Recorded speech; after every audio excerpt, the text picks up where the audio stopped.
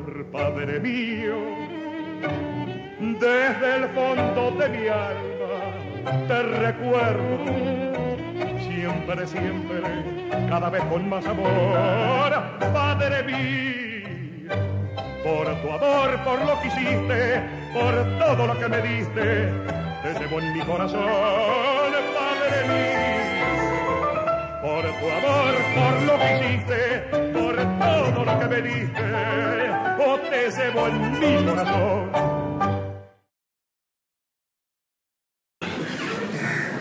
Nous allons devoir commencer très rapidement. Si vous voulez bien entrer, vous installer à votre place. Nous allons entendre successivement donc, le professeur Ernesto Domenech, qui est professeur de droit pénal à l'Université de La Plata, en Argentine,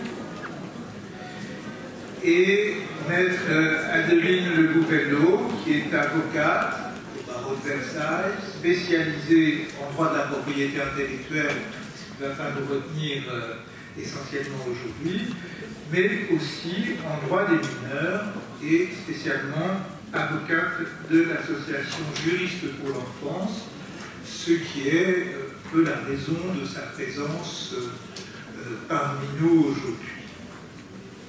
Alors, pour introduire un petit peu cette séquence, moi qui ne connais pas le droit argentin, je vais dire quelques mots. D'abord que pour nous, ici, le modèle de la famille qui tente à remplacer la forme institutionnelle traditionnelle est le modèle du contrat, inspiré donc du droit anglo-saxon et qui est moins influencé que celui des pays méditerranéens par le droit romain. Ce droit du contrat accompagne le développement du capitalisme financier et l'accélération des échanges. Il est aussi évidemment menacé, enfin il va de pair, il se développe avec le développement de la science et les nouvelles possibilités qu'elle offre concernant la procréation, on en a parlé un petit peu tout à l'heure, et les nouveaux modes de jouir du corps qui se propagent en reniant, en tournant le dos à l'idéal type de la famille nucléaire, un homme, une femme, plus un ou des enfants, naturellement, entre guillemets, conçus, qui était jusqu'alors en effet dominant dans notre société occidentale. Mais on peut dire que cette période, d'une certaine manière, est finie. Le développement de la bioéthique, la modification des mœurs par les mouvements, notamment féministes et homosexuels, les mouvements du genre, en général, ont amené les experts, les scientifiques, les politiques à multiplier des comités d'éthique impuissants à juguler la double pression de la science et du marché. Par un malentendu symptomatique, la psychanalyse, même si on se moque d'elle, même si on la brocade, est vivement pressée d'intervenir par les experts et de donner son avis, de concourir au supposé consensus. Quelques psychanalystes que je considère comme égarés se prennent au jeu, poussant tantôt au conservatisme, et Lacan a dit que le nom du père était la chose absolument essentielle, etc. Il faut garder la loi du père et faire respecter la loi du père aux besoins d'autrui. D'autres psychanalystes tendraient à adopter tout le, disons, un point de vue qui soit un point de vue tellement libéral que, en effet, le nom du père, en tout cas la fonction du nom du père, vient être complètement dissoute au profit d'un communautarisme anarchique. Et en effet, ça a été posé dans la dernière table, la question c'est comment se servir du père encore, au moins dans la psychanalyse, quand la fonction du père s'est dissoute dans la société. On ne sait plus ce qu'est un père, et c'est là-dessus que justement on vient de terminer, c'est extrêmement bien prévu dans l'enchaînement des séquences. Alors, disons que Lacan a d'abord déployé la psychanalyse de son familialisme et de son psychologisme,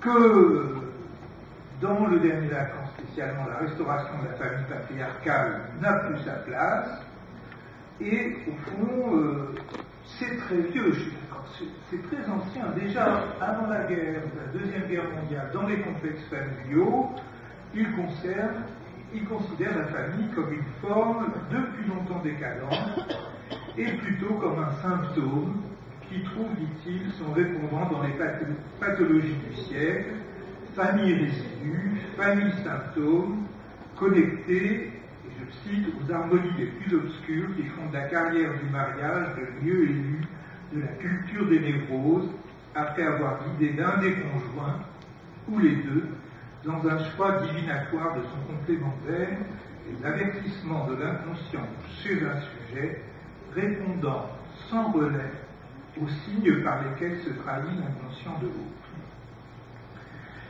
Inutile ici de rappeler encore une fois comment Lacan prédit très tôt que l'Oedipe ne tiendra pas éternellement la scène, et comment il a pu parler du délire oedipien.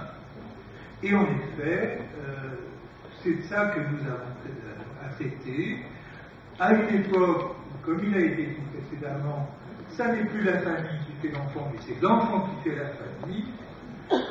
Comment allons-nous répondre à ce que quelqu'un disait très justement dans la précédente séquence, mais quand même, la question des origines, Freud l'a posée dès le départ, et c'est cette question qui reste pour tout un chacun, quelle que soit la configuration familiale qui l'entoure, et c'est pour ça que, monsieur, vous pouviez évoquer en effet qu'il faut construire des mythes, il faut construire des fictions, chacun devra se faire ses fictions à lui, spécifiques, dans un monde où les fonctions du père, de la mère, de l'enfant ne sont plus aussi clairement et même, enfin, bien là, dessinées que pouvaient l'être au XIXe siècle. Alors, donc, fond, passage du droit romain au droit des contrats, problème de comment l'enfant se situe dans la famille. Voilà les deux exposés, sans doute, deux exposés que nous allons entendre et qui vont nous éclairer sur ces questions. Je passe la parole au professeur Domenech.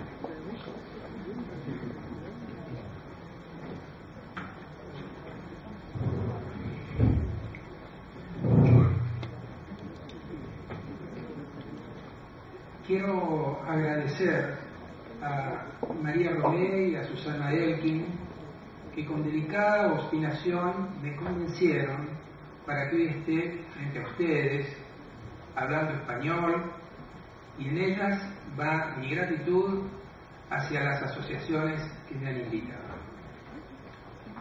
Merci beaucoup, Dominique Pantrever, por sa traducción fidel.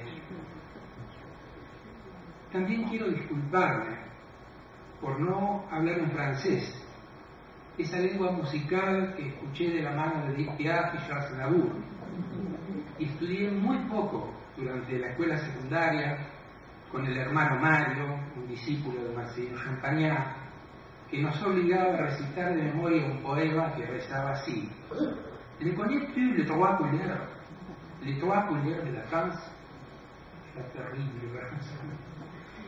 Una lengua que me emocionó en la sencillez de Café con leche de Jacques Prévert.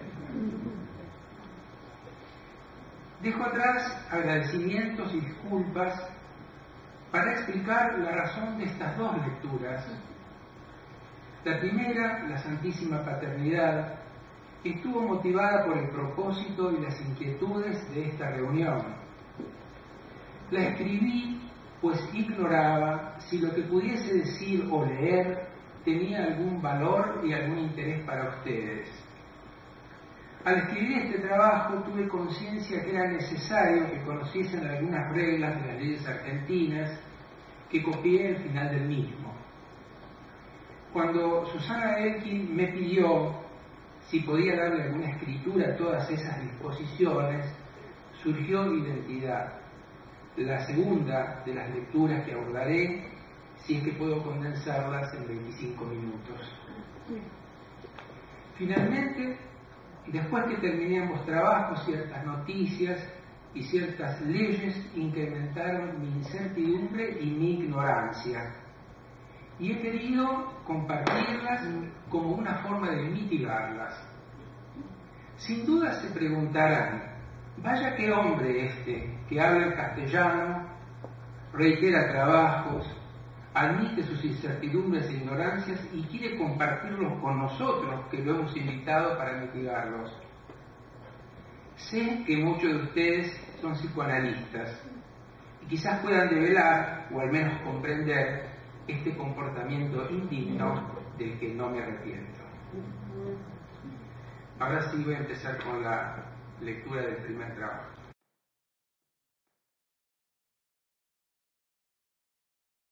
Este trabajo tiene dos citas al comienzo, una es de la misa de Requiem, que dice así en castellano: concédeles el descanso eterno, Señor, y que brille para ellos la luz perpetua. La otra es de un poeta colombiano, Eduardo Escobar, y dice así: la ciega luz lo confunde todo, la noche se traga los cuerpos, parirá un mundo. El derecho romano concluía que madre había una sola y era cierta, indudable. El parto lo certificaba de manera incontrovertible. El padre aparentemente también lo era, pero la incertidumbre de su determinación contrastaba con su poder enorme. Eran tiempos en los que la concepción tenía lugar en la oscuridad del vientre materno, un vientre caverna, sin luces, impenetrable, al menos a la mirada, sin sombras para los linajes y las estirpes. La concepción que marcaba el comienzo de existencia de las personas si nacían con vida. Nacer era superar esa oscuridad, era dar a luz como una suerte de Dios pequeño que paría con dolor e iluminaba a un niño, un rostro, un cuerpo o un monstruo.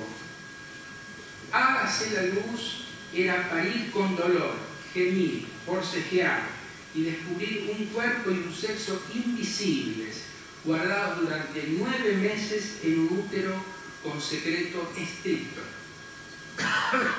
Ni siquiera el siglo de las luces pudo desandar estas tinieblas obscenas. Sin embargo, la luz se hizo, la caverna fue explorada por dentro y por fuera, los rostros infantiles fueron mostrados en su universo acuoso y los sexos inciertos, descubiertos, preanunciados. Hasta la fecundación misma y sus frustraciones se han registrado. Tanta luz no solo ha deslumbrado, también ha encandilado y enceguecido. Ha provocado nuevos misterios e incertidumbres. El brillo de la luz eterna, al parecer, está reservado solo para la paz de los muertos. La sabiduría y la justicia se esconden tras la ceguera.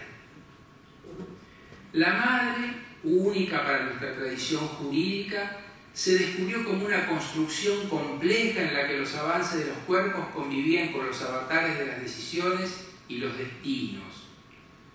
La posesión de un vientre abultado y evidente podía no coincidir con la del óvulo fecundado, que podía ser donado.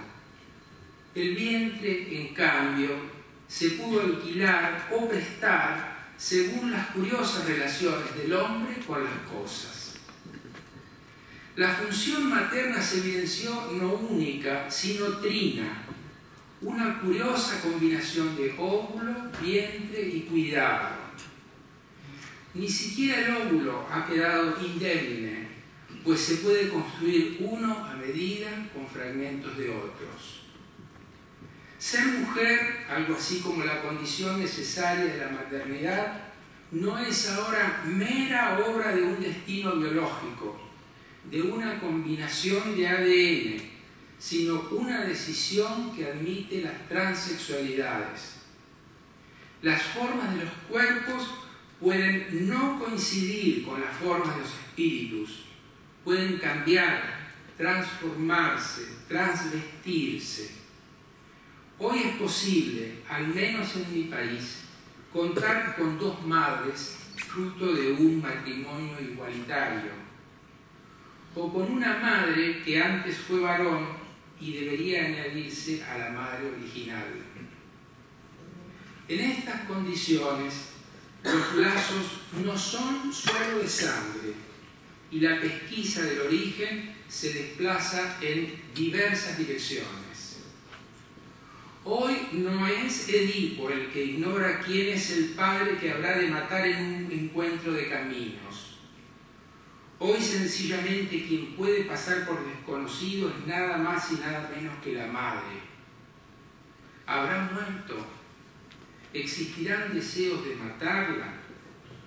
Tanta luz en la caverna desvela, desasosiega, atormenta, como la luz perpetua en los interrogatorios forzados.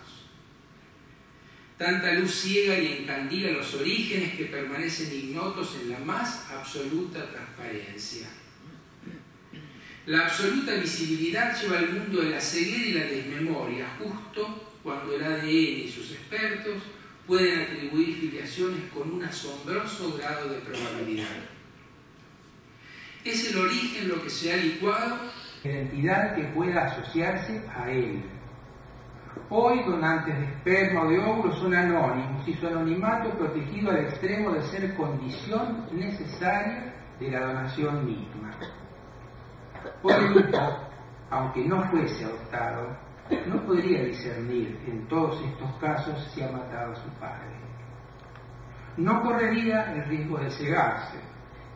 La absoluta transparencia de su origen lo habría conducido a una ignorancia imposible de desandar, exenta y diversa de la que podría emerger de los ocultamientos y vergüenzas familiares. El tiempo de la espera y la sorpresa en el nacimiento ha desaparecido. Hoy todo se sabe de antemano, pero se ignora y se oculta. Se vuelve anónimo como donante de óvulo o de esperma. El padre, en cambio, es mucho más cierto. Ya no se precisan presunciones matrimoniales que lo certifiquen o adjudiquen. Basta un examen, un pelo con bulbo, para desandar la desaparición del padre. Muy poca cosa para descubrir un misterio.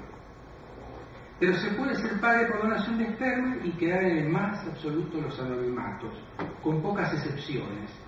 La figura del padre y de su nombre y apellido que la estirpe portaba ha sido reemplazada por la existencia de un padre sin nombre, un padre anónimo, un padre NN, sexo masculino. A estas incertidumbres provocadas por la innovación científica se han acoplado otras. A la lógica sexual binaria, hombre-mujer, la ha sucedido otra que admite los cambios de identidad sexual hasta los documentos de identidad, amén de las ya añosas que la homosexualidad provoca cuando es sacada del catálogo de los ocultamientos y de los crímenes de lesa sexualidad, también de las patologías. Hoy se puede ser hijo de una madre que ha decidido ser varón, o ser hijo de un padre que logró mutar a una condición femenina. Otros descubrimientos científicos y tecnológicos son capaces de velar certezas. Se puede ser hijo de padres muertos muchos años por obra de criopreservación. Niños recién nacidos, pero añosos, si debiese computarse su edad desde la concepción en una probeta. Y hasta se puede ser hijo de una sola persona, sin distinción alguna de género, por obra de clonación. En cuyo caso, la duplicidad paterno-filial se simplifica y la identidad se complica, porque el origen bíblico de Eva se puede reiterar sin ayuda divina y sin necesidad de toda una costilla de Adán. Clonarás sin dolor, es la maldición del Superman contemporáneo, expulsado del paraíso. Un hombre capaz de replicarse y criopreservarse por los siglos de los siglos, según parece. ¿Permanece algo incólume en este incesante tembladeral de cambios? Sí. Al parecer no nos es permitido a los mortales elegir ni nuestros padres ni nuestros nombres. Al menos lo que no podemos elegir es el ADN.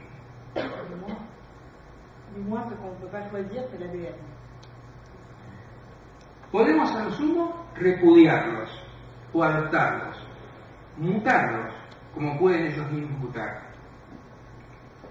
Estamos condenados a una ignorancia que parece mutar, pero no ceder con la luz del progreso que ilumina y proyecta sombras, engaños. Los hallazgos, los cambios, fascinan y generan miedo a lo desconocido. Y el camino de la mutación no nos es un camino familiar, sobre todo cuando hasta lo familiar cambia. Los cambios en las familias, en ensamblamientos en las familias, no puede poner en tela de juicio la mismísima identidad. Llamamos siempre padre o madre a los fabricantes de nuestro ADN único y con escasas posibilidades de repetirse salvo clonación. Si la identidad fuese la persona y la persona una máscara, podemos reducirnos a una sola máscara. La máscara, la persona, no es una forma de la ocultación de la identidad verdadera, la que yace en las sombras y se atisba en la mirada. Esta ignorancia se proyecta sobre uno de los crímenes más graves, el parricidio. ¿Será matar al padre matar a un donante desconocido? ¿Será matar a la madre, la dueña anónima de un óvulo o de partículas de ese óvulo? ¿Será parricidio matar a la portadora de un vientre que se alquiló? Llamamos identidad a lo único e irrepetible y a lo idéntico. Si acaso hubiésemos sido hechos a imagen y semejanza de un creador unitrino, ¿no seremos uno y muchos, tantos como vínculos y relaciones nos mezclen? No puedo responderlo a ciencia cierta. Y acusado por la incertidumbre y la complejidad, por las mutaciones e intercambios de leyes, valores y cuerpos, solo atisbo a sostener que es necesario aprender a sobrevivir en estas condiciones. Muertas las certidumbres, solo nos resta la resurrección de las preguntas y la transitoriedad invariable de las respuestas. Después de todo, lo único inmutable es el cambio, aunque a veces parezca que rodamos sobre una pregunta vacía. Hasta aquí va la primera parte. El otro trabajo he leído para que yo... Donc maintenant il va faire son deuxième texte, tiene que ver un poco con la legislación argentina. qui a à voir avec la législation en Argentine. Lo empecé con 3 frases. La primera fue un graffiti que apareció en mi ciudad.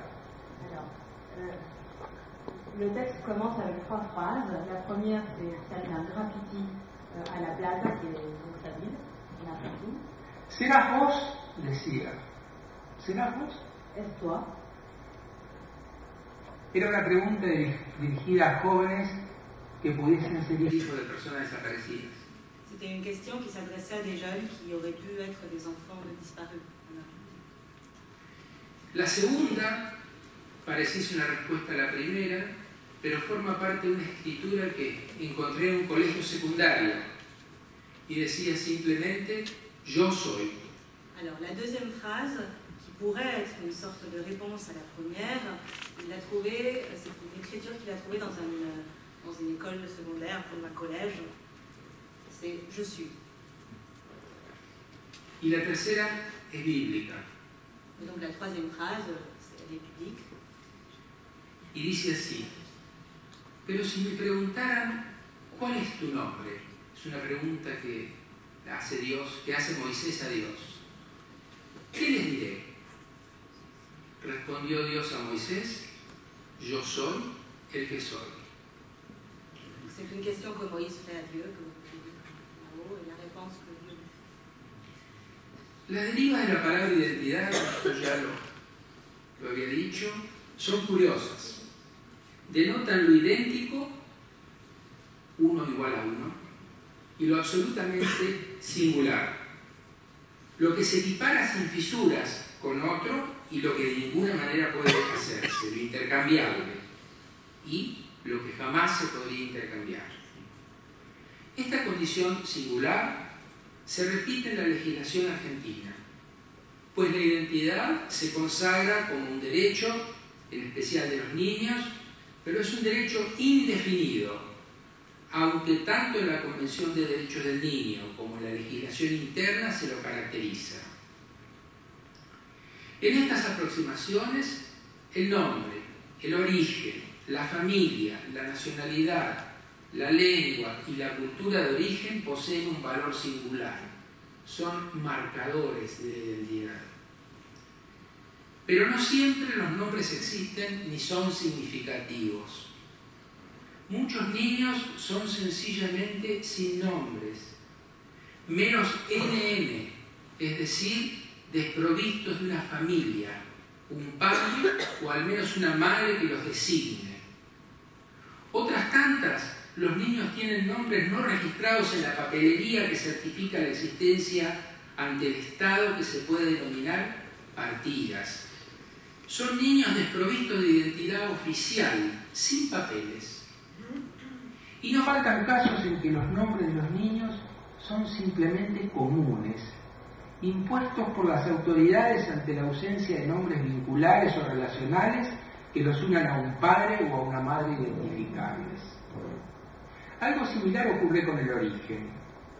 Muchas veces es cierto, al menos por algunas generaciones, pues las ramas del árbol genealógico, como sus raíces, son infinitas. Otras, el origen es incierto. Se extravía en expedientes de abandono en instituciones, hospitales o en la calle. Y en este momento el origen biológico es problemático cuando de maternidad se trata, y tal vez más simple en caso de clonación, una posibilidad prohibida por decreto de la República Argentina. ¿Quién podría conocer la tradición extensa de su origen? ¿Llegaría acaso a una desnuda pareja fundadora? ¿Un Adán laborioso y una Eva castigada a parir con dolor? ¿Iría aún más allá hasta encontrar un padre único, modelador de barro e insuflador de aliento esencial? ¿Podría acaso vérselas con un dios clonador a partir de una costilla masculina? Distinta es la filiación. Hoy por hoy, la filiación reconoce o bien un vínculo biológico con los padres, sean o no casados, o bien un vínculo adoptivo. El nuevo Código Civil, que no ha regulado la libertad de vientres, es más explícito. Equipara distintas fuentes de filiación, en las que incluye al lado de la filiación por naturaleza y la adoptiva, la filiación por técnicas de reproducción asistida, aunque se prevé que ninguna persona pueda tener más de 2 vínculos filiales, cualquiera sea la naturaleza de la filiación. Lo curioso, en cambio, en el nuevo Código Civil, es la prescripción que determina que la filiación por técnicas de reproducción asistida se adjudica a quien dio a luz y al hombre o la mujer que han prestado su consentimiento previo, informal y libre en los artículos 580 y 581, debidamente inscrito en el registro del Estado Civil y Capacidad de las Personas, con independencia de quien haya aportado los gametos. Este es un artículo del Código Civil. Oui, c'est un article du Code civil. Sí, en los códigos no hay poesía, hay precisiones. Dans l'école, il n'y a pas de poésie, c'est de la précision.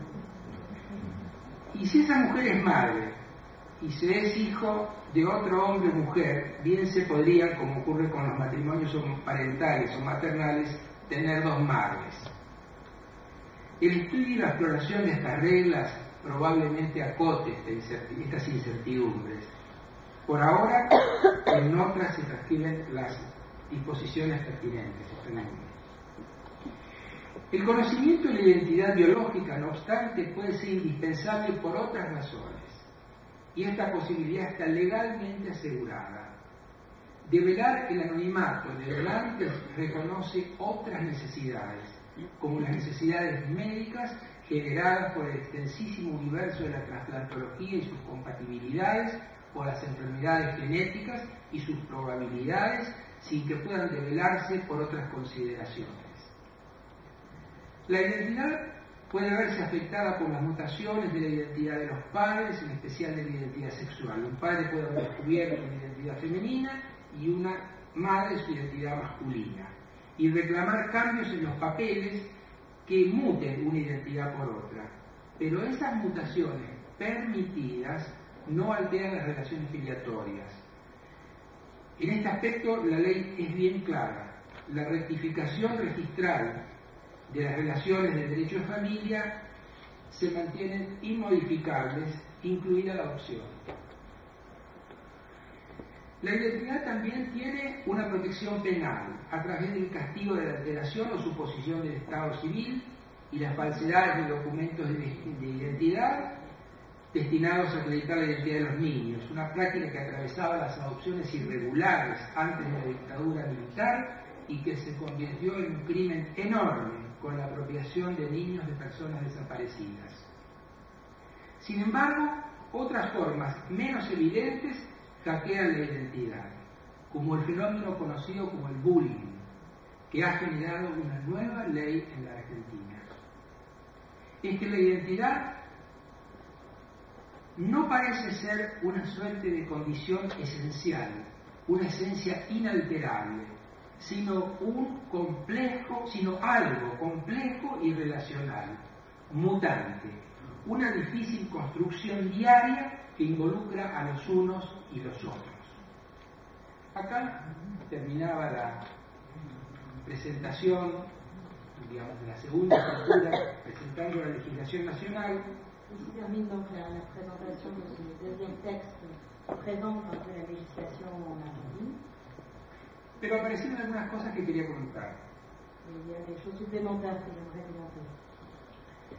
A poco de enviar el trabajo para su revisión y traducción, los diarios fueron dando cuenta de nuevos casos interesantes para nuestra reflexión y capaces de convertirse en noticias. Uno de ellos informa que una pareja gay inseminó óvulos con semen de ambos integrantes y que fueron implantados en una persona que alquiló su vientre. De este modo nacieron hijos mellizos de distintos padres y un único vientre alquilado. La noticia fue rápidamente seguida por otra para felicidad de aquellas mujeres que no lograban que el óvulo fecundado se implantara en el útero. Es que la innovación científica había permitido determinar que la dificultad se debía a problemas de parte del óvulo que no era en su núcleo. De manera que, tomando otro óvulo donado, quitándole el núcleo, implantándole el otro de la mujer con dificultades, se obtenía un óvulo desprovisto de las dificultades que provocaban su anidación. De esta manera, este nuevo óvulo, configurado por dos mujeres distintas, daba lugar a uno nuevo. Finalmente, la fecha de vigencia del nuevo Código Civil argentino se había adelantado, pues estaba prevista para el año próximo. Y en este nuevo código aparecían disposiciones que adjudicaban a la pareja que se sometía a métodos de fecundación asistida a la paternidad. Esto ya lo he explicado. Sin embargo, otra noticia se superpuso a todas las anteriores. En un registro civil de La Plata, mi ciudad, se había anotado un niño con los nombres de la pareja lesbiana, uno de cuyos integrantes alojó al óvulo fecundado, con constancia del nombre del donante del esperma, amigo de la pareja. No conozco con detalle cómo ha sido la forma de la registración. Si todas estas noticias se relacionaran entre sí, podríamos pensar curiosas combinaciones. Por ejemplo, óvulos reconstituidos fecundados por espermas disímiles e implantados en uno más vientres, que se podrían complicar imaginando el conocimiento o el anonimato de los donantes de óvulos y de esperma. Y hasta podría pensarse un óvulo reconstituido a partir de óvulos de una pareja lesbiana, uno de los cuales ha sido vacío de su núcleo y rellenado con el núcleo de los integrantes. ¿Ciencia ficción? No lo sé. ¿Ética ficción? No lo sé.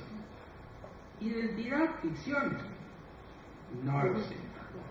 Muchos no saberes, al parecer.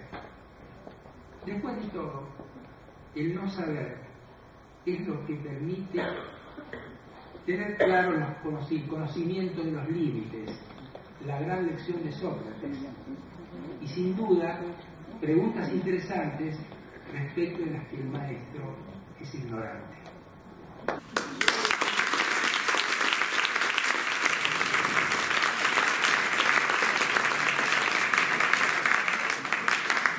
Bravo vraiment pour ce texte magnifique qui, au fond, nous montre que l'Argentine est un petit peu en avance sur nous, notamment dans les faits, la contractualisation de ces modalités de la paternité et de la maternité. Vous avez laissé de côté évidemment l'aspect financier qui est là présent aussi, mais qui n'apparaît pas dans le Code civil. C'est un Code civil en effet extrêmement libéral, pourrait-on dire. Très intéressant parce que tout ce que vous décrivez va se passer, ou s'est passé déjà. Et les psychanalystes vont nous dire non, c'est la loi du père, ça ne changera rien. La question c'est que font les psychanalystes avec les gens qui sont embrouillés dans ces affaires de paternité, maternité complexes. J'ai beaucoup aimé dans votre texte le thème du déplacement des mystères. Le mystère féminin, le mystère du corps, le mystère du ventre maternel qui semblait assuré et qui disparaissent, et aussi le mystère de la paternité qui, lui, est absolument terminé. Enfin, les accouchements sous X, que nous connaissons en France, ça ne sert plus à rien puisque on peut trouver tout de suite, par une recherche ADN extrêmement simple, la preuve de la paternité, la preuve scientifique de la paternité. Nous sommes en effet, vous montrez très bien cette magnifique, cette immense reconfiguration du droit de la famille et de ce que devient la parenté, et je vous en remercie. Je voudrais passer la parole à la salle. Nous avons quand même quelques 10 minutes, pas tout à fait, pour vous interroger sur ce panorama formidable.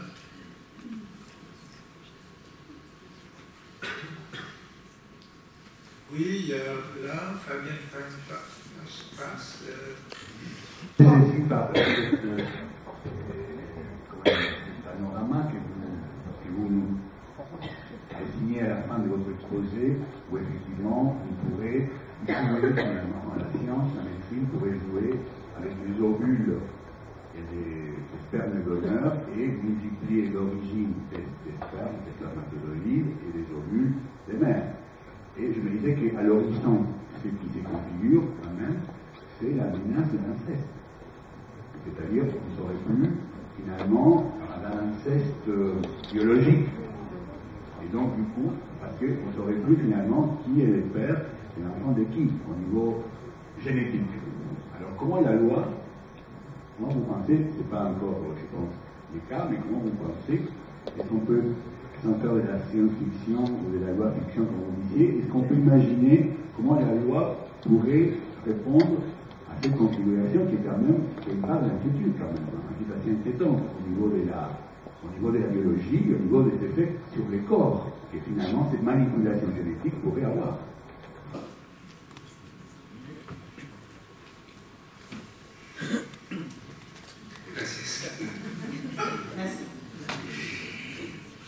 En la Argentina nosotros no tenemos un castigo penal para el incesto. En Argentine, nous n'avons pas de châtiment pénal pour l'inceste. Punition. Sí tenemos ciertos delitos que se agravan cuando hay una relación incestuosa. Nous l'admettons, c'est que certains délits sont aggravés lorsqu'il y a relation incestueuse. Por ejemplo, la violación. La violación del padre a un hijo o hija es mucho más grave que una violación que no tenga estas características. Par exemple, le viol. Le viol d'un père à un enfant est beaucoup plus grave qu'un viol sans relation familiale. Lo mismo sucede con los ciertos abusos sexuales. La même chose pour certains abus sexuels. Pero esos mismos delitos se agravan en la misma proporción cuando el que los comete es un guardador, un cuidador del niño. Mais ces mêmes délits sont considérés aussi graves quand la personne qui les commet est en charge de l'enfant. De donde uno puede preguntarse, ¿es el incesto lo que lo agrava o es la condición de cuidado lo que lo agrava? On peut se poser la question, est-ce que c'est l'inceste qui aggrave le délit ou est-ce que c'est le fait d'être en charge de l'enfant? Yo reconozco el peso cultural del incesto. Je reconnais le poids culturel de l'inceste. Pero penalmente, al menos en mi país, no tiene un peso autónomo. Mais pénalement, du moins en Argentine, ça n'a pas de poids autonome. Ahora, también cabría preguntarse, ¿se ha evaporado el incesto o se ha complicado el incesto?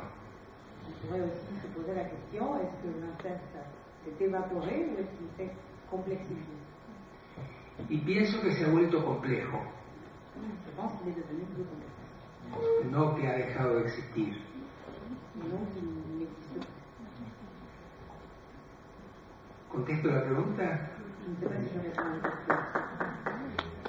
Oui, partiellement, seulement que je ne sais pas si vous êtes d'accord avec moi, mais mon inquiétude, c'est pour reprendre la figure que le jeu que vous faites avec la figure d'Édipe, et en disant que finalement aujourd'hui on pourrait savoir si Édipe a tué son père et il a couché avec sa mère, grâce à la génétique. Je pense que les mondes qui se dessinent à partir de ces manipulations génétiques, c'est à nouveau un non-savoir finalement par rapport au fait qu'Édipe ait tué son père ou couché avec sa mère, parce que finalement cet homme qui donc porterait les gamins des inconnus pourrait tout à fait finalement coucher avec la mère et tuer son père. Je suis d'accord avec ça. Sí, yo creo que el problema de Edipo no desaparece de todo, me parece en alguna situación, me parece. Je ne pense pas que le problème d'Oedipe disparaisse. No estoy seguro. Je ne suis pas sûre. No estoy seguro. Después cabría la pregunta, ¿para qué hablamos sobre Edipo? ¿Qué es lo que queremos hablar cuando hablamos de Edipo? On devrait se poser la question, pourquoi on parle d'Oedipe? Qu'est-ce qu'on veut dire quand on parle d'Oedipe? Porque Tal vez necesitemos redefiniciones sobre esto. Tal vez sea la búsqueda de algo imposible. Peut-être qu'il faudrait redéfinir cette question. Peut-être que c'est une recherche d'un impossible. Es medio difícil perseguir lo imposible. C'est un peu difficile de poursuivre l'impossible. Yo recuerdo un legislador que no fallaba en sus leyes. Je me rappelle d'un législateur qui ne faillissait jamais dans ses lois. Sus leyes eran siempre obedecidas. Ses lois étaient toujours obéies. Y ese legislador es de origen francés. Ce législateur est d'origine française. No es Napoleón. Ce n'est pas Napoléon. Es Saint-Exupéry. C'est Saint-Exupéry.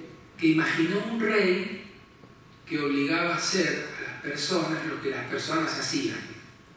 Qui a imaginé un roi qui obligeait les personnes à faire ce qu'elles faisaient. No sé bien cuál puede ser el cambio, la deriva que puede tener la legislación y cómo esto puede impactar en la teoría psicológica.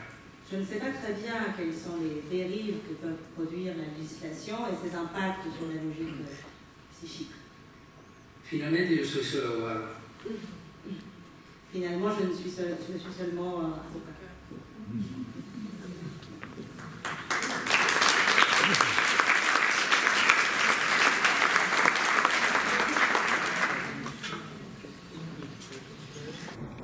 Je voudrais juste faire une petite remarque pour compléter ce qui vient d'être dit, même ou plutôt.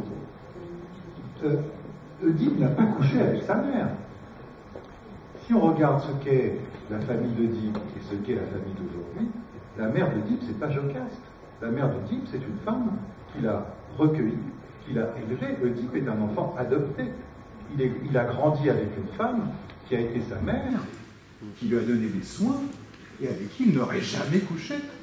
Oedipe couche avec une inconnue dont il ne sait pas quelle est sa mère. Je pense que c'est une différence fondamentale si on reprend ce qu'est la famille aujourd'hui, bien évidemment. C'est-à-dire que lorsqu'on s'éloigne de la génétique, lorsqu'on s'éloigne de l'engendrement, la problématique incestueuse se pose tout à fait différemment. La problématique incestueuse se pose entre des enfants et des personnes qui font figure d'autorité et qui ont des figures de parentalité avec cet enfant, et que bien évidemment, les relations incestueuses, dans ce cadre-là, sont tout à fait préjudiciables à l'enfant et répréhensibles pour l'enfant. Mais elles ne se posent pas plus aujourd'hui qu'elles ne se sont posées depuis toujours. Donc, si vous voulez, je ne suis pas convaincu qu'il faille ramener cette problématique incestueuse que les psychanalystes ramènent beaucoup autour de tous ces bidouillages de la fécondation, comme étant un des dangers, un des spectres de toutes ces transformations. Il y en a sûrement, mais je ne pense pas que ce soit la problématique incestueuse.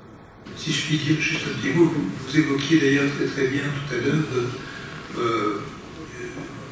ce point en disant qu'il s'agit beaucoup plus d'une question de séparation. Et c'est ce qu'on constate dans les présentations de malades extrêmement souvent ici avec des patients psychotiques. C'est qu'au départ, une séparation ne s'est pas effectuée entre le corps d'un patient et celui de sa mère, et qu'un lien de fusion est resté actif et n'a pas pu être défait. Ça n'est pas que le patient est couché avec sa mère, rien à voir avec ça. C'est que quelque chose du corps, des deux corps, n'a pas pu être séparé.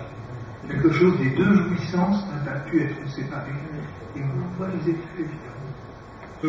Merci beaucoup, bravo encore.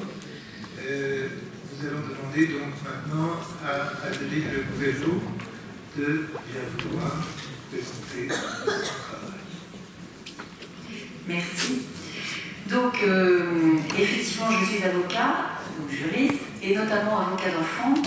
Ce qui fait qu'au quotidien, je suis très souvent confrontée aux enfants que je reçois quotidiennement dans mon cabinet, et par lesquels je m'aperçois que la plupart du temps, le choix des parents, qui est le titre de votre colloque et qui est serait un bon titre, je trouve, correspond très rarement, malheureusement, au choix des enfants. Et qu'il y a un fossé énorme entre ce que veulent les adultes et ce que ressentent les enfants et ce que veulent les enfants. Et d'ailleurs, c'est très symptomatique parce que les enfants donc, ont le droit d'être entendus par le juge dans certaines procédures. Les parents ne sont pas présents et leurs avocats peuvent aller ensuite consulter les procès-verbaux d'audition. Et quelquefois, j'ai des confrères qui m'appellent en me disant « mais on a été bouleversés en voyant ce que disait cet enfant qui est d'une maturité étonnante, qui est parfois très jeune, à 7-8 ans. » Et ça change complètement la perspective qu'on avait du dossier et je pense que les parents aussi vont découvrir quelque chose. Donc, il y a vraiment une très grande différence entre ce que veulent les enfants, ce qu'ils ressentent, et le choix des parents. Ça, on le voit au quotidien déjà en l'état actuel des choses très anciennes, si je puis dire, avec les conflits parentaux lambda.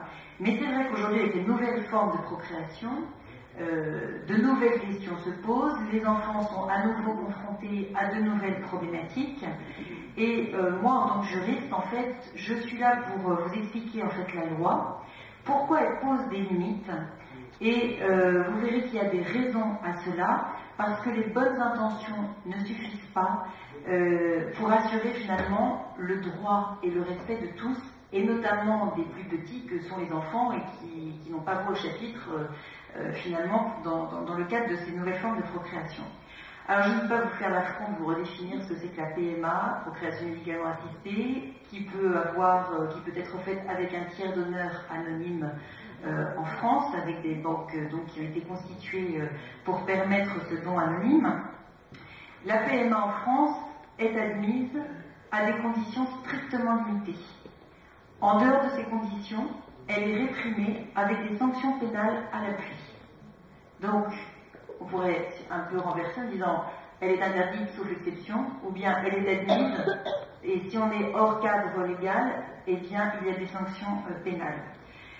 La gestation pour autrui, quant à elle, donc qui consiste dans le fait qu'une femme porte un enfant en vue de le remettre à un couple ou à une personne qui a fait le souhait de recevoir cet enfant, la GPA elle est totalement interdite avec des sanctions pénales également. Alors comme ces pratiques sont interdites ou strictement encadrées comme la PMA, forcément les adultes qui souhaitent y avoir recours sont allés à l'étranger.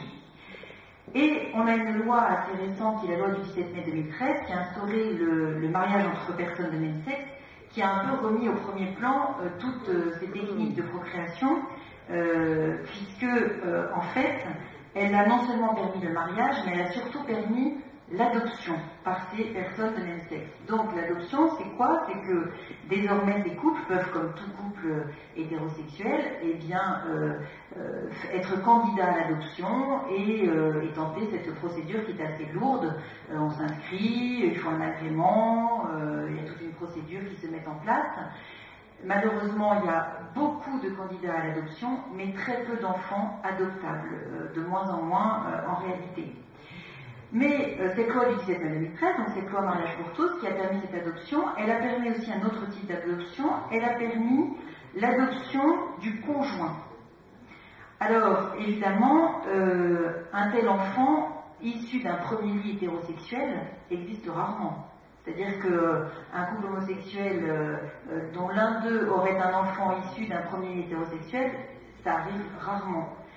Ce qui se passe en réalité, c'est que un enfant au sein d'un couple homosexuel, généralement a été conçu par PMA ou par GPA.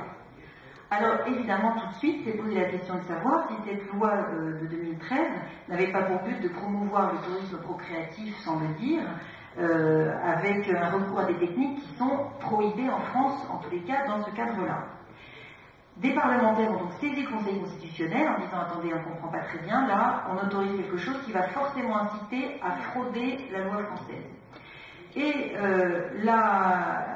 le Conseil constitutionnel a répondu « Aucun problème, la loi est tout à fait conforme à la Constitution, parce que si jamais les gens effectivement fraudent la loi française en ayant recours à des techniques prohibées, les juges seront chargés de mettre un frein à cela et même de réprimer cela. » Donc, bon, bah, tout le monde s'était dit très bien, effectivement, il y a l'adoption qui est autorisée, mais dans le cadre normal de l'adoption, entre guillemets, et il n'y a aucune ouverture vers la PMA et la GPA, puisque le Conseil constitutionnel a même enjoint aux tribunaux de réprimer ces pratiques.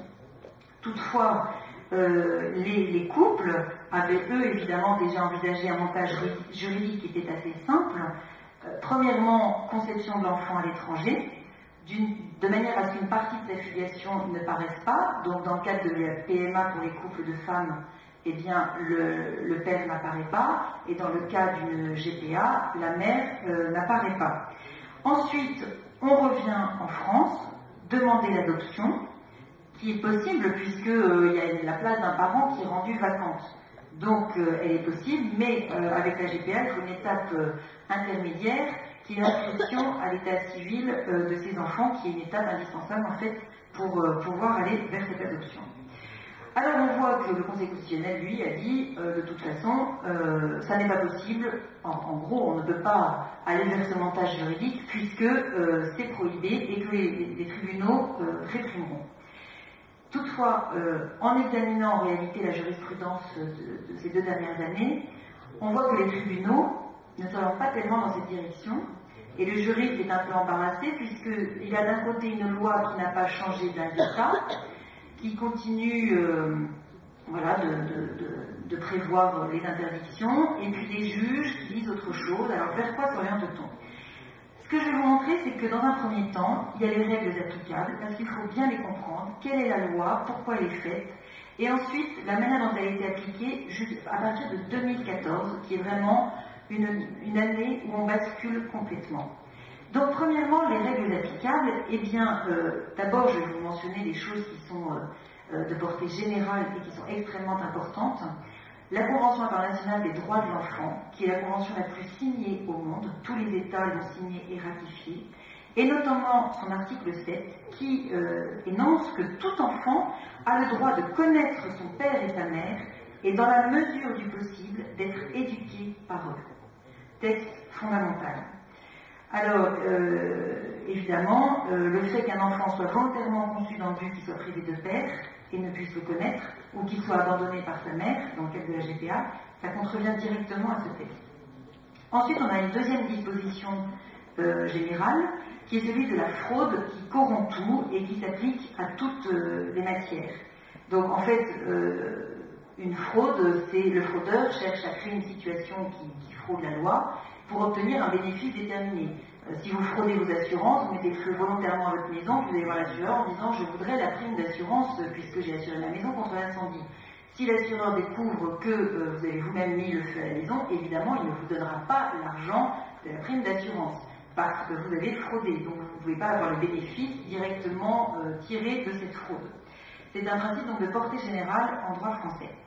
Alors, pour les règles plus spécifiques, en matière de PMA, je vous le disais, le Code de la santé publique, en fait, dit qu'on ne peut avoir accès à la PMA que si l'on est un couple homme et femme vivant en âge de procréer, dont l'un d'eux est atteint d'une infertilité pathologique. Si on ne rentre pas dans ce cadre-là, infertilité pathologique, couple vivant en âge de procréer, et qu'on recourt à l'AMP, à l'assistance médicale à la procréation, eh bien, on encourt 5 ans d'emprisonnement, 75 000 € d'amende. Donc ça n'est pas rien. Et il y a un autre type d'insémination en France qui est suivi, qui est l'insémination dite artisanale, c'est-à-dire qu'on n'a pas recours à un donneur par une banque de sperme, par exemple, mais on fait ça avec les moyens du bord. Et bien ça, c'est également puni par le Code pénal et le Code de la santé publique, puisque on a 2 ans d'emprisonnement et 30 000 € d'amende. Alors, en France, les couples de femmes qui souhaitent avoir leur enfant issu de l'une d'elles par le biais d'une PMA se verront opposer un refus avec ces dispositions.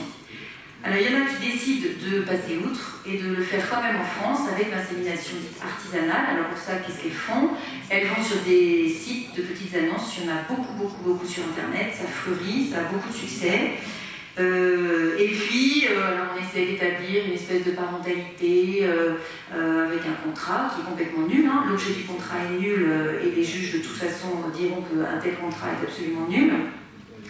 Et on essaie d'envisager des responsabilités, mais le plus souvent, généralement, elle n'aime pas trop s'encombrer du père. Alors quelquefois, le père ressurgit en disant en fait j'ai un enfant, donc on se retrouve dans les tribunaux.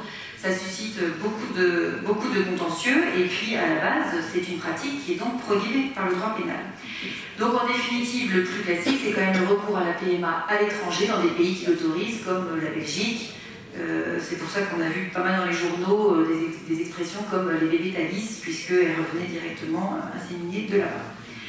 Qu'ont fait les juges jusqu'en 2013? Eh bien, jusqu'en 2013, comme il n'y avait pas d'adoption possible au sein des couples homosexuels, ils n'ont jamais été confrontés à une telle demande. C'était des femmes non dites célibataires, entre guillemets, qui avaient leurs enfants, donc là, il n'y avait pas de difficulté. En revanche, le texte pénal dont je vous parlais, l'insémination artisanale, lui, il a déjà été appliqué, notamment par des tribunaux correctionnels qui ont condamné des personnes, des couples en fait, enfin, un homme et une femme qui avaient eu recours à ce type d'insémination. En matière de GPA, donc contrairement à la PMA, la GPA elle est absolument prohibée, elle n'est pas autorisée sous condition. Et au-delà de la répression pénale, de la punition par la prison et par une amende, il y a aussi des dispositions sur le plan du droit civil qui prévoient qu'un contrat de GPA, il est nul. Donc un contrat par lequel une mère accepte de donner son enfant à quelqu'un d'autre, il est absolument nul, ce qui veut dire en droit qu'il ne peut y avoir aucune conséquence. Si vous achetez une maison et que finalement le contrat d'achat est nul, vous ne serez pas propriétaire. Il n'y aura aucun effet. Du coup, vous ne paierez pas la taxe foncière, vous ne donnerez pas le prix de vente, il n'y a pas d'effet. Ça, c'est la nullité. Et je vous rappelle le principe de la fraude dont je vous parlais tout à l'heure. Donc, en matière de GPA, la conséquence directe juridique de ça, c'est que même si à l'étranger, on allait faire un contrat de GPA avec une mère porteuse, si on revenait en France pour dire, bon, moi, au vu du droit français, je voudrais des conséquences juridiques, puisque par contrat j'ai été établi parent de cet enfant qui a été porté par une autre, eh bien en droit, stricto sensu, ça ne peut pas marcher, puisqu'on ne peut pas tirer d'effet juridique de ce contrat qui est considéré comme nul, et qu'en plus il y a une fraude à la loi française, puisqu'on a délibérément cherché à contourner la loi en allant à l'étranger et en venant demander le bénéfice de sa fraude sur le territoire français. Alors, en France, ça se fait beaucoup, hein, on ne connaît pas le nombre exactement, puisque en fait, ce sont des associations qui sont plutôt qui promeuvent la GPA, qui nous donnent les chiffres, donc c'est difficile d'avoir des chiffres exacts, mais on a des couples qui vont à l'étranger pour avoir recours à la GPA. On a aussi des pratiques en France, par le même biais dont je vous parlais pour la PMA, petites annonces, auféminin.com, Doctissimo, Magic Maman, enfin voilà, des tas de forums très connus sur lesquels des femmes proposent leurs services, et ça fonctionne puisque nous avons des cas en France, elles sont quand même rattrapées quelquefois, il y a beaucoup de dossiers dans lesquels, enfin beaucoup de cas qui passent inaperçus. Mais c'est quand même compliqué parce que après, pour établir la mère d'intention pour l'établir mère, alors que la mère porteuse accouche en France, c'est compliqué. Généralement, les hôpitaux se doutent de quelque chose de bizarre, la mère part très précipitamment. Enfin, bon. Généralement, il y a un signalement qui est fait, une procédure qui est déclenchée, mais en tous les cas, ça existe en France. Évidemment, le cas avec elle est plus emblématique, on va à l'étranger, où là, la GPA est payante, dans des conditions très diverses. Hein. GPA aux États-Unis, c'est beaucoup plus chic, j'allais dire, mais c'est pas le mot. En tous les cas, ça fait beaucoup moins peur aux clients potentiels qu'une GPA en Inde, où les femmes partagent une chambre à 10 pendant 9 mois, où ça coûte beaucoup moins cher évidemment, mais les conditions sont évidemment beaucoup moins propres entre guillemets.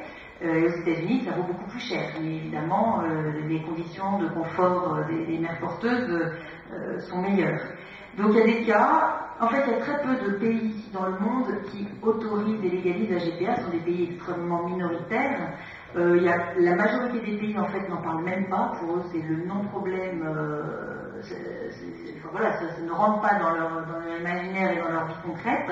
Et puis il y a quelques pays comme la France des pays européens notamment, qui interdisent complètement. Les pays qui l'autorisent, on a évidemment donc les États-Unis, comme je vous le disais, avec des agences qui ont des sites internet, qui proposent des contrats, avec des clauses minutieusement élaborées, évidemment, parce qu'il y a beaucoup de problèmes d'assurance, et que faire du bébé s'il est handicapé, est-ce que je suis remboursée, est-ce que je peux recommencer, à qui on le donne, ce bébé, si on n'a pas découvert le handicap avant. Bon voilà, tout un tas de questions qui se posent, évidemment, les catalogues de mères porteuses et de donneuses de ovocytes qui sont fournis, parce qu'évidemment, on nous parle de maternité qui est décuplée, etc., mais en fait, il faut être quand même très concret. Pourquoi, à votre avis, il y a une donneuse d'ovocytes et une mère porteuse, et ce sont deux femmes distinctes? Les agences qui vendent de la GPA l'expliquent très bien. C'est parce que pour la mère qui porte l'enfant, c'est moins difficile d'abandonner l'enfant parce que ce n'est pas tout à fait son enfant. Et pour l'enfant, c'est beaucoup plus difficile de remonter vers sa mère parce qu'il ne sait plus qui est sa mère, évidemment. Donc c'est très cynique, ce n'est pas la maternité a changé, c'est que volontairement des personnes ont choisi de dédoubler la maternité pour empêcher l'enfant de remonter vers sa mère. Et ça, je le dis parce que je l'ai entendu de la bouche même des agences qui vendent de la GPA depuis que la GPA existe. Alors jusque très récemment, la Cour de cassation a été toujours extrêmement ferme. Elle a toujours refusé parce que oui, ce qu'il faut que je vous explique, c'est que les gens qui vont à l'étranger reviennent ensuite en France et demandent deux choses. La transcription de l'acte de naissance sur l'état civil français et la nationalité française. Ce sont deux choses, on confond souvent les deux, c'est très compliqué. Ces enfants ont un acte de naissance. Tous ces enfants ont un acte de naissance qui existe. Il est établi à l'étranger. Ils sont inscrits sur un registre quelque part. Ce ne sont pas des enfants fantômes de la République ou je ne sais quoi. Ces enfants ont un acte de naissance et ils ont une nationalité. D'abord celle du pays dans lequel ils sont nés. Et ensuite, ils ont la nationalité française. Jusque très récemment, pas du fait de la naissance par GPA, du fait qu'ils ont des parents français, uniquement du fait qu'ils sont éduqués sur le territoire français par des personnes françaises. Et donc au bout d'un temps, ils ont automatiquement la nationalité française.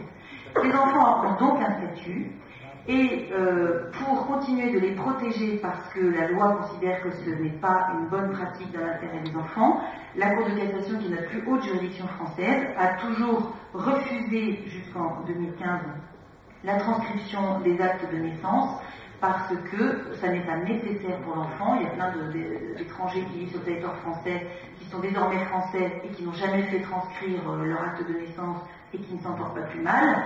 Et donc ça n'est pas une obligation. En revanche, c'est un garde-fou et c'est très symbolique. C'est pour montrer que, eh bien, la loi n'a pas été respectée et ça ne perturbe pas l'enfant, puisqu'en fait c'est une contrainte administrative que de demander un acte de naissance qui revient surtout aux parents dès qu'il faut faire l'inscription à l'école, à la crèche. Il faut demander l'acte de naissance qui est à l'état civil du pays d'origine, donc il faut faire un petit courrier, c'est une contrainte administrative, mais qui n'est pas du tout insurmontable. Voilà, donc ça c'est l'état du droit. La Cour de cassation refuse la transcription de l'acte de naissance parce qu'il y a nullité du contrat, parce qu'il y a fraude. Mais cependant, si les lois donc jusque-là ont été respectées, on voit qu'à partir de 2014, il y a quand même une espèce de changement. La loi ne change pas, mais les juges, vraiment poussés par une certaine, certainement une espèce de marche de la société qui est pas mal guidée aussi par les médias et certains lobbies, et bien certains juges ont fait évoluer les choses en contrariété directe avec la loi, en fait. Ce qui est assez préoccupant d'ailleurs dans notre système démocratique, puisqu'on a une loi, mais elle n'est pas respectée par des juges, ce qui est assez inquiétant. Donc en deuxième partie, je vais vous montrer. En matière de PMA, vous avez des tribunaux qui ont majoritairement prononcé les adoptions des enfants issus par PMA à l'étranger. La grande majorité a prononcé les adoptions sans faire de difficultés. Quelques tribunaux l'ont refusé, et d'autres tribunaux encore, dans le doute, parce qu'ils voyaient bien que c'était une pratique qui était contraire à la loi française, ont sollicité l'avis de la Cour de cassation. Et la Cour de cassation a rendu un avis qui n'est qu'un simple avis, donc pas un arrêt, donc ça a moins de valeur si je puis dire. Elle a dit que le recours à la procréation médicalement assistée sous la forme d'une insémination artificielle avec donneur anonyme à l'étranger ne fait pas obstacle au prononcé de l'adoption. C'est tout ce qu'elle a dit. Donc en fait, on n'est pas très avancé parce qu'on n'a aucune motivation. Comment cela se fait-il que le Conseil constitutionnel ait dit oui, ce sont des pratiques qui sont prohibées et les juges devront les réprimer, et que de l'autre côté, la Cour de cassation, par un simple avis, pas motivé, sans expliquer pourquoi elle a choisi cela, bon, c'est assez obscur et les juristes restent un peu sur leur faim. Alors, ça c'était, du coup, on a écarté le principe de la fraude à la loi. C'est un premier point. Mais il y a un deuxième point qui me paraît beaucoup plus important, c'est que surtout les juges ne se sont pas prononcés sur le détournement de l'adoption. Parce que l'adoption c'est quoi? Et les textes internationaux nous le redisent. L'adoption c'est fait pour donner à un enfant qui en a été privé par les malheurs de la vie, privé de ses parents par les malheurs de la vie, eh bien l'adoption lui permet d'avoir des parents. Qu'on lui redonne des parents, c'est une nouvelle naissance en quelque sorte. Mais c'est parce qu'il y a eu un accident au départ. C'est pas une situation qui a été volontairement créée, le fait qu'il n'ait plus de parents. L'adoption vient suppléer un accident, une blessure en fait que l'enfant a subie. Et ça, la Cour européenne des droits de l'homme l'a rappelé à de nombreuses reprises dans sa jurisprudence. Elle le dit, elle le redit, que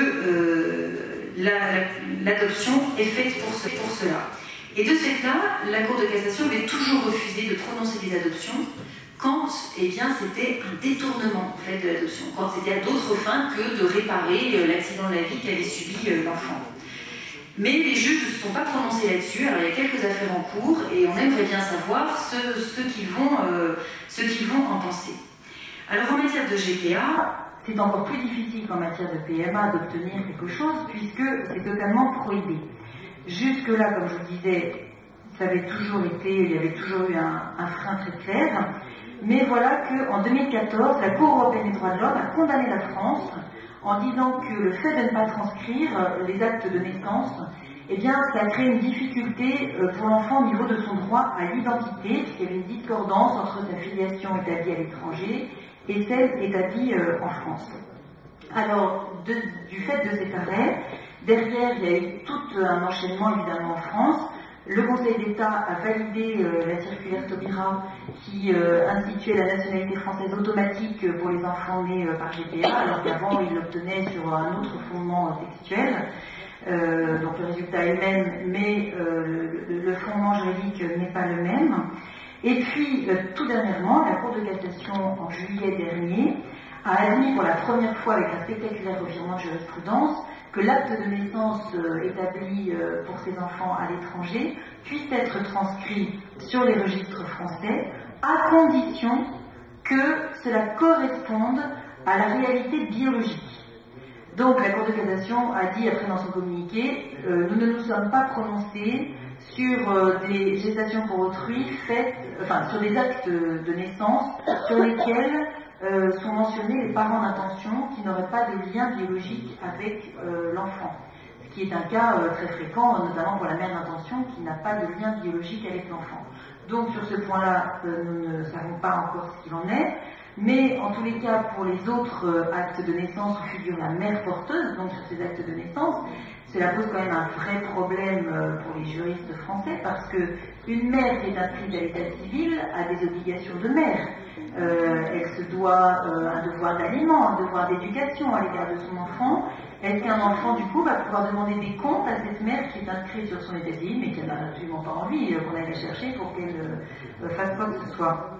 Ce qui est très curieux aussi dans ces arrêts, c'est que la Cour de cassation, là encore, a utilisé un fondement de texte très technique en fait sur les actes d'état civil et ne fait pas du tout un rappel de la législation applicable à la GPA. Alors c'est quand même ennuyeux parce qu'on a une loi sur la GPA, on est sur une affaire de GPA, mais la Cour de cassation fait comme si la GPA n'existait pas. Donc il est évident que ces arrêts en l'état ne sont pas satisfaisants et que derrière, eh bien, il y aura des précisions, peut-être encore ça va être affiné, peut-être encore un revirement, on n'en sait rien, mais en tous les cas, ça ne peut pas se maintenir en l'état. Il y a un deuxième volet de la GPA au niveau du droit, c'est que les agences étrangères qui viennent sur le territoire français donc sont coupables du délit d'entremise, puisqu'ils mettent en relation des parents d'intention et des mères porteuses, moyennant finance évidemment, ce qui aggrave le délit, mais de toute façon même à titre gratuit c'est un délit. Et il y a des plaintes qui sont en cours, il y a des affaires qui sont en cours, mais qui n'avancent pas beaucoup, parce qu'il y a quand même une vraie crainte, le sujet est très sensible, et donc il y a une vraie crainte, et les lois, en fait, ne sont pas tellement suivies, alors que, bon, c'est pas très extraordinaire, il y a une disposition qui existe, on peut l'appliquer, mais ça met beaucoup de temps. Alors, la conclusion générale qui ressort de ces constatations, c'est qu'il y a des lois, il y a des sanctions, mais que les juges les contournent. Alors, de deux choses l'une.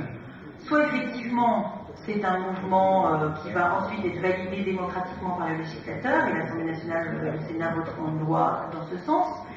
Soit au contraire, c'est une divagation jurisprudentielle et le législateur y mettra un coup d'arrêt. On l'a déjà vu, hein, la Cour de cassation parfois a été prise dans un grand élan à juger des choses très curieuses, et puis le législateur a mis un coup d'arrêt derrière, donc ça suffit. C'est nous qui rédigeons la loi, pas les juges, donc on met un coup d'arrêt à tout ça.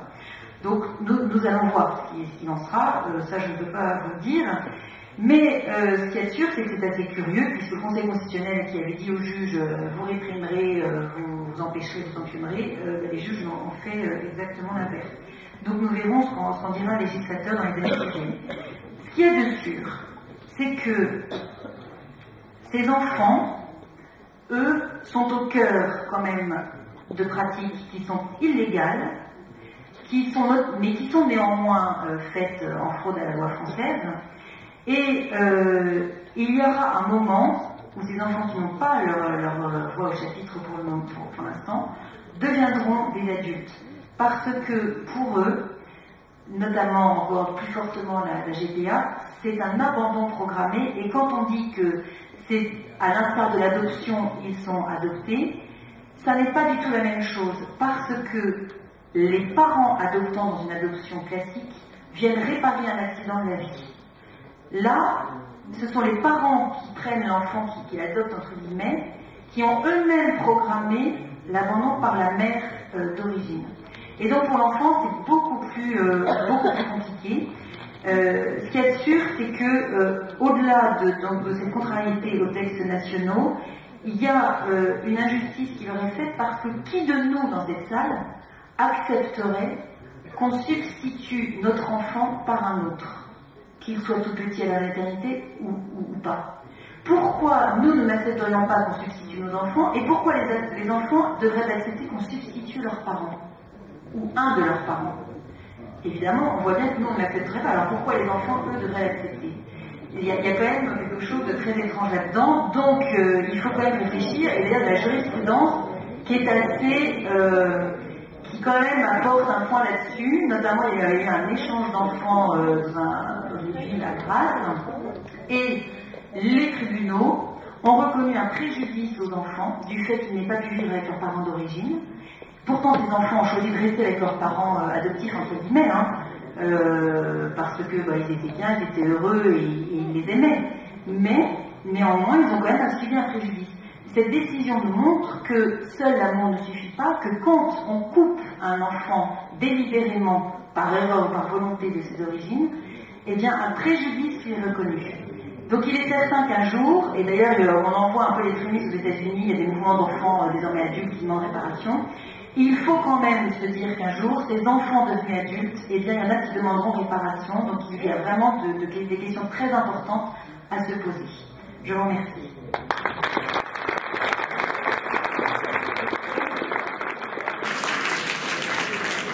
Merci, c'est vraiment formidable d'avoir pu nous exposer avec autant de précision, de clarté, d'état du droit et de la doctrine de l'heure actuelle. Effectivement, comme toujours, je pense pour les juristes, il y a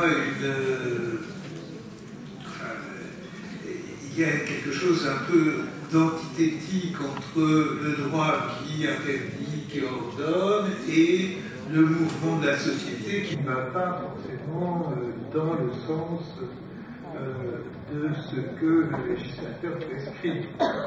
Dans ce domaine, c'est extrêmement sensible, évidemment, et certainement accru du fait d'Internet, etc.,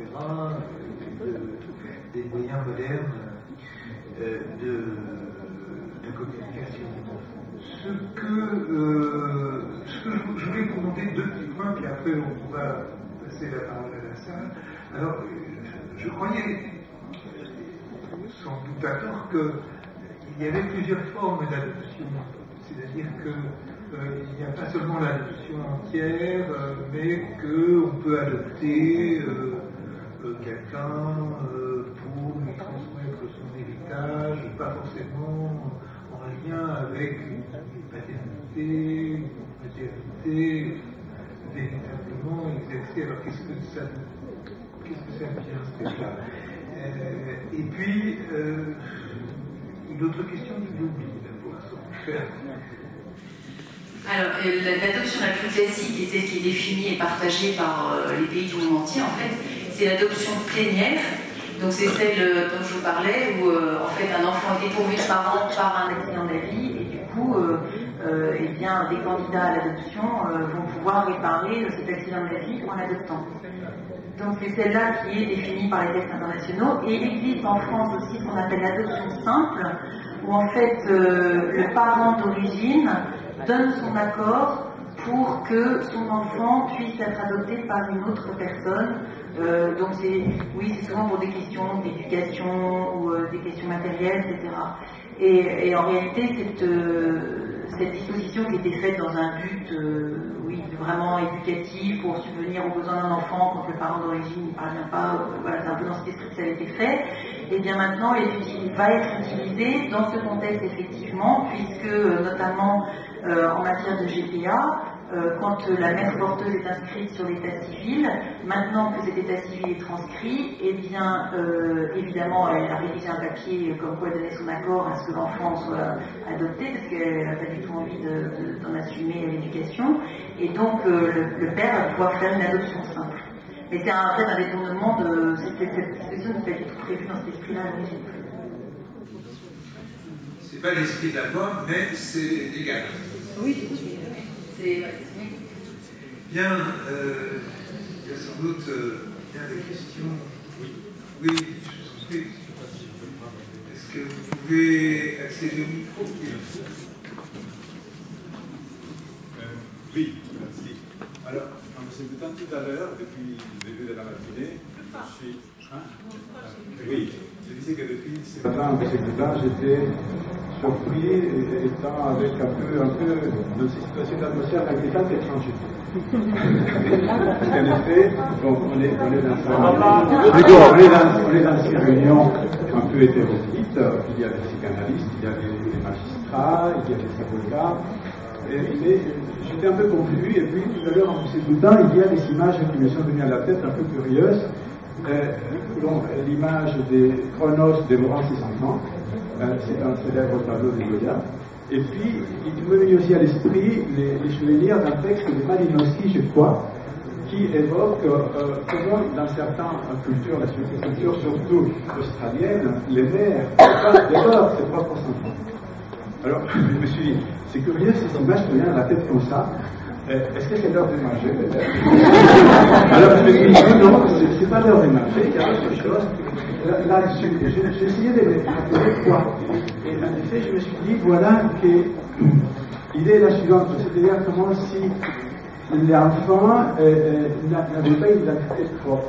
C'est-à-dire, Chronos développe ses enfants, d'ailleurs, ils sont nés parce qu'il y a des spermes qui sont tombés par terre, qui sont poussés comme ça, et puis il les développe. Les seuls qui s'est sauvé, c'est Zeus. D'ailleurs, on sait les rôles qu'a joué Zeus dans la mythologie, puisque c'est lui qui a châtré Chronos pour prendre la place du père.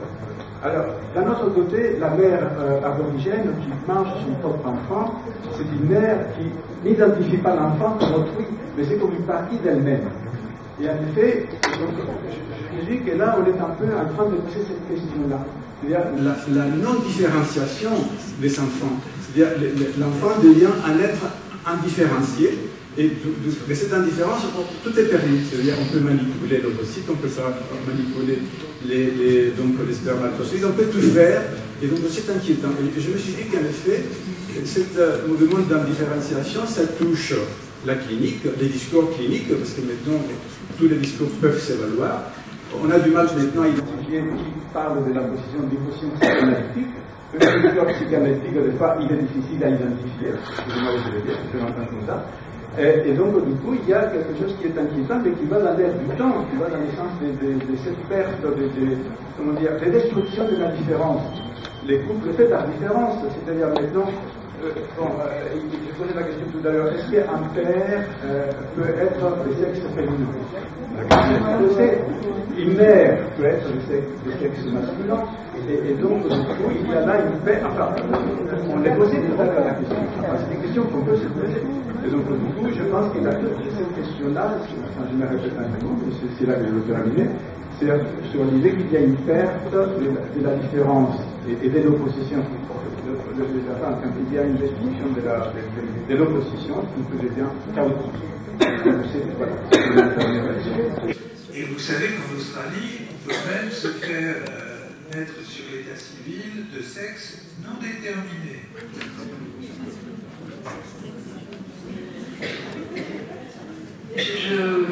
Le droit, en fait, est beaucoup moins...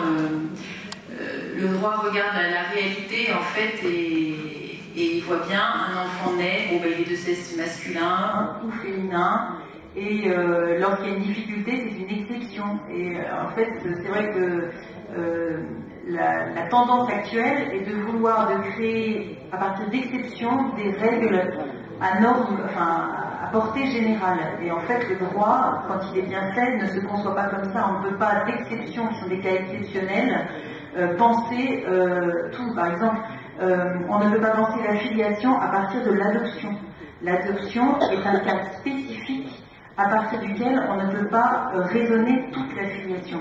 Et ça, je crois que du coup, voilà, c'est déjà un malentendu de départ quand on parle de ces questions-là. Si je puis... oui, je vous en prie. Oui, vous me parlez là, j'avais une question aussi. En vous écoutant, j'ai encore envie de saluer la précision de l'exposé. Et moi aussi, j'ai une image qui vous écoutez, et j'avais en tête l'image de l'allégorie de la justice. Alors, on est d'accord que la justice n'est pas ni la loi ni le droit. Je voyais cette justice qui parfois est représentée avec un bandeau sur ses yeux. Et évidemment, ces bandeaux, ces yeux cachés, représentent simplement la partialité de la justice, l'équité. Mais en vous écoutant, je me disais, si ces bandeaux-là n'est pas là aussi pour que la justice ne regarde pas certaines choses. Et dans le sens où, vous nous montrez, dans tous ces textes, on a un sentiment de transparence sur tout ce qui se passe, c'est assez saisissant. Et je pense au mystère qu'évoquait le professeur Domenech aussi. Et donc ma question est une question d'ordre général.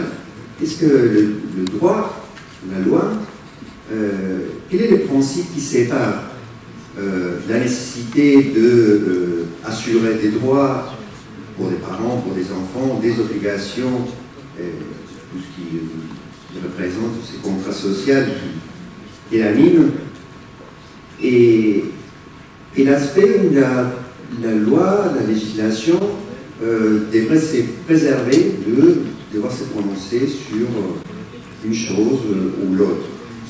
Je pense évidemment à toutes ces questions de personnes, des hommes, des femmes qui veulent donner naissance à un enfant, procréer de façon croisée, avec des modalités très différentes. Est-ce qu'il y a un principe qui réserve quelque chose en dehors de la loi, dans la loi elle-même? Alors, la question est un peu... comment y répondre? La loi, en fait, doit toujours combiner, trouver un savant équilibre entre les droits des uns et des autres. Donc, quand une pratique porte atteinte aux droits de certains, de manière très forte, eh bien, la loi met un coup d'arrêt, fait ce qu'il faut pour que les droits de ces personnes soient préservés. Évidemment, c'est un savant équilibre, tout dépend enfin, non, ça ne dépend pas, c'est-à-dire que On a des textes fondamentaux qui nous le disent, notamment la Déclaration des droits de l'homme, la liberté des uns s'arrête ou commence celle des autres, et en fait tout repose là-dessus, c'est-à-dire qu'on essaye de trouver un équilibre. Maintenant, il y a des gens qui plus facilement peuvent faire valoir leurs droits que d'autres, notamment des adultes face à des enfants. C'est très symptomatique quand on assiste un tout petit enfant, par exemple devant les tribunaux ou en cour d'assises face à un adulte. Vous avez un tout petit enfant tout faible et un tas d'adultes qui vont se jeter sur lui pour lui poser des questions. On voit bien là, mais rien que physiquement, l'énorme différence entre un enfant et des adultes. Donc la loi, elle est là pour justement trouver un équilibre et dire attention, les enfants ont des droits, et même au niveau international, ils ont ce qu'on appelle un intérêt supérieur, auquel il ne peut être dérogé. Donc si on dit bien qu'ils ont un intérêt supérieur, c'est qu'il y a bien des droits inférieurs en fait. Et finalement, ce sont des textes au fur et à mesure qui établissent les grandes directions, qui nous donnent les grandes directions, des textes qui ont été adoptés par voie démocratique, ratifiés par les États, donc au niveau international, ensuite au niveau national, ça nous donne les grandes directions, et puis après, le législateur essaie de jongler avec cela. Mais ce qui est sûr, c'est que là, pour le sujet qui nous occupe, il y a une grande direction qui est l'intérêt supérieur de l'enfant, qui, en toute situation, doit être respectée, et puis après, eh bien, l'intérêt des adultes. Donc c'est un équilibre à trouver, mais en tous les cas, son intérêt supérieur a été consacré. Tu veux Oui. Voilà, oui. Est-ce que ça Et marche? après, Charlotte Ça Parlez très près. Merci de me permettre d'intervenir. Alors j'ai compris que la clarté de vos positions.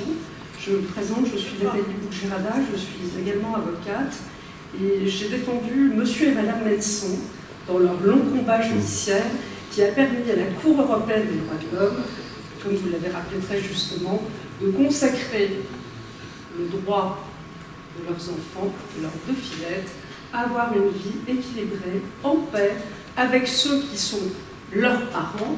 N'en déplaise à votre position sur la génétique, j'ai compris que ce qui faisait la qualité d'un parent, c'était les gènes. Mais tout le débat de ce matin a démontré l'inverse, c'est qu'on est parent parce qu'on élève l'enfant qu'on a décidé de faire naître. Et qu'il n'y a pas, comme vous osez le suggérer, une infamie à vouloir devenir parent lorsqu'on n'a pas les capacités génétiques, physiques, physiologiques pour le devenir. Ça, c'est la première chose. Deuxièmement, vous avez dit un certain nombre de choses sur l'état de la jurisprudence qui, évidemment, ne concordent pas avec cette jurisprudence, puisque vous avez l'air de dire et de suggérer que la Cour de cassation se mettrait en infraction avec la loi française. Alors, tout le combat des Menson, ça a justement été de porter une revendication, de la faire entendre par le droit français, et que jusqu'à la Cour de cassation, ils n'ont pas été entendus. Ils ont été entendus devant le tribunal, devant la Cour d'appel, mais lorsque l'affaire est devenue politique, et à 2 reprises, la Cour de cassation n'a pas donné suite, n'a pas fait valoir leurs droits, et qu'il a fallu porter le litige devant la Cour européenne des droits de l'homme pour que les droits de leurs enfants soient consacrés. Première chose. Deuxièmement, ce que vous dites aussi, et qui est une contre-vérité, c'est qu'aucune juridiction ne viole le droit français. Vous avez rappelé les interdits sont rappelés. Les dispositions de l'article 16.7 et 16.9 du Code civil sont toujours en vigueur, l'interdit existe, mais ce que font les juges, et que vous ne faites pas en tant qu'avocat, c'est reconnaître la revendication juste des enfants à être élevés par ceux qui sont leurs parents au quotidien. C'est-à-dire, encore une fois, et c'est tout le débat qui était fort intéressant ce matin, son objet c'était de rappeler que ni un sperme, ni un ovocyte, ni un ventre ne font d'un être humain un parent. C'est le désir d'enfant, c'est le désir de devenir parent, et c'est surtout le lien au quotidien fait de vous un parent. C'est une chose que j'ai dite, c'est qu'on ne devient pas, on ne naît pas mère, on le devient, et que c'est l'effectivité des liens qui fait, qui justifie la qualité de parent. Donc aussi ce que vous avez dit tout à l'heure sur la notion...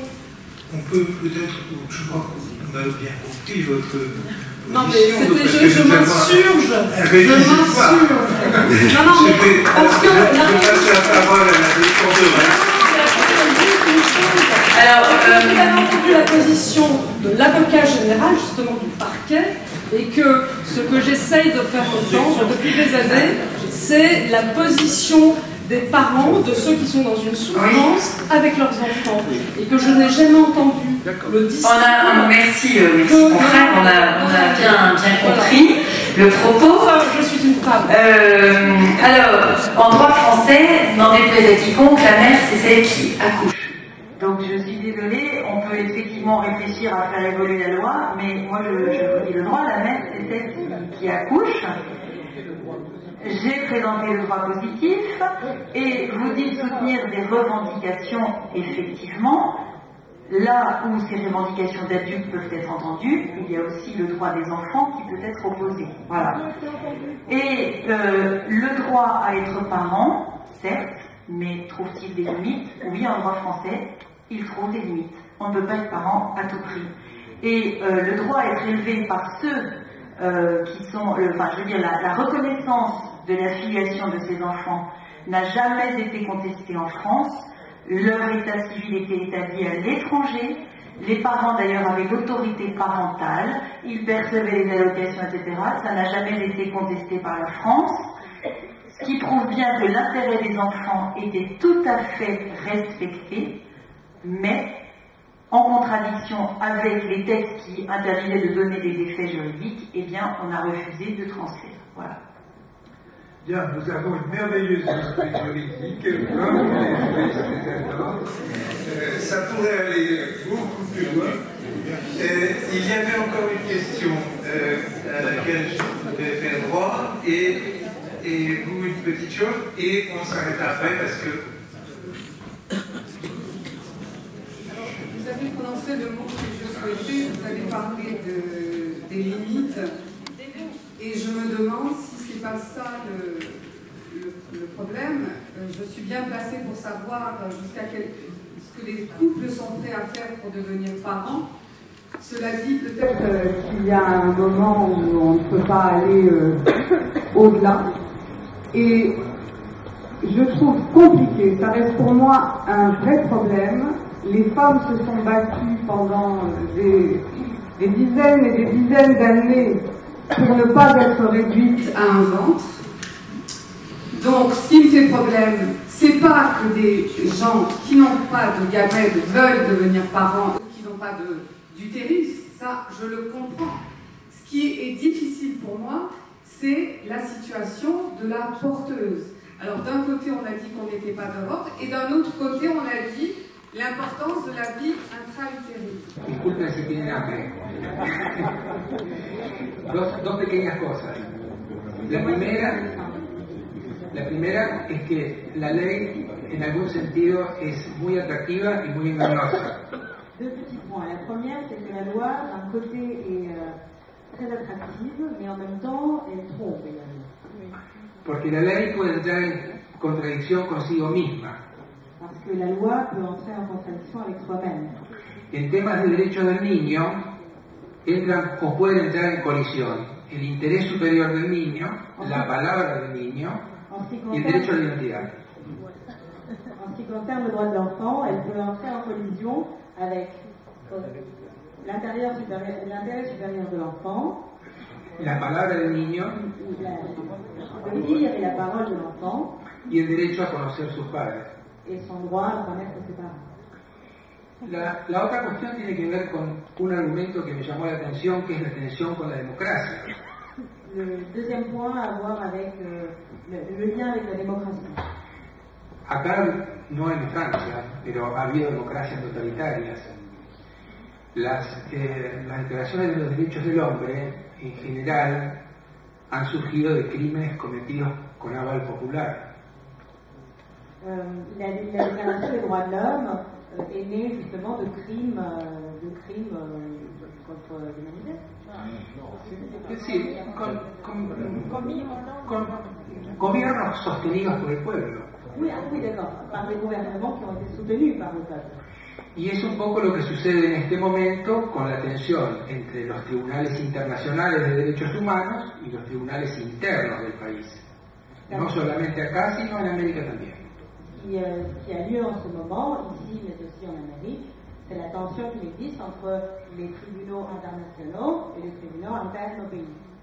Lo último que quiero decir es que los jueces tenemos como imagen la ceguera.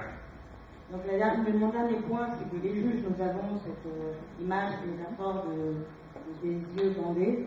No la sordera. Mais on n'est pas sourd.